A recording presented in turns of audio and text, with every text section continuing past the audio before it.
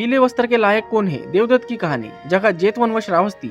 एक बार बुद्ध के दो मुख्य शिष्य सारिपुत्र और महामोगलाइन जेतवन मठ से बुद्ध से विदा लेकर राजगृह गए।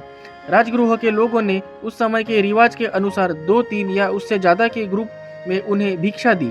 एक दिन अनुमोदन धन्यवाद में हिस्सा लेते हुए सारिपुत्र ने उन्हें भिक्षा देने के अच्छे नतीजे समझाए।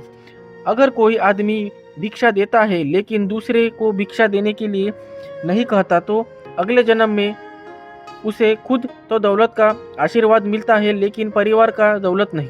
अगर वह खुद भिक्षा नहीं देता लेकिन दूसरे को भिक्षा देने के लिए कहता है तो अगले जन्म में उसे खुद तो दौलत का आशीर्वाद नहीं मिलता लेकिन उसके परिवार वाले को यह आशीर्वाद मिलता है।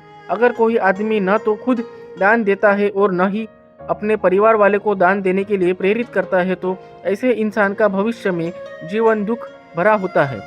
न तो उसे और न ही उसके परिवार वाले को भविष्य में आशीर्वाद मिलता है।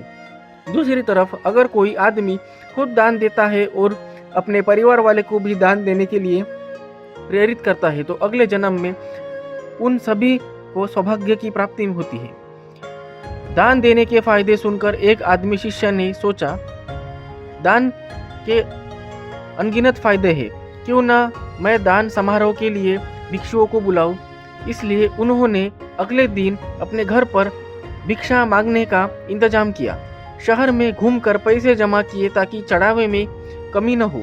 एक अमीर आदमी ने कपड़े का एक कीमती टुकड़ा दान में देते हुए कहा, अगर पैसे की कमी हो तो इस कपड़े को बेच सकते हैं, नहीं तो आप इसे किसी काबिल भिक्षु को दे सकते हैं।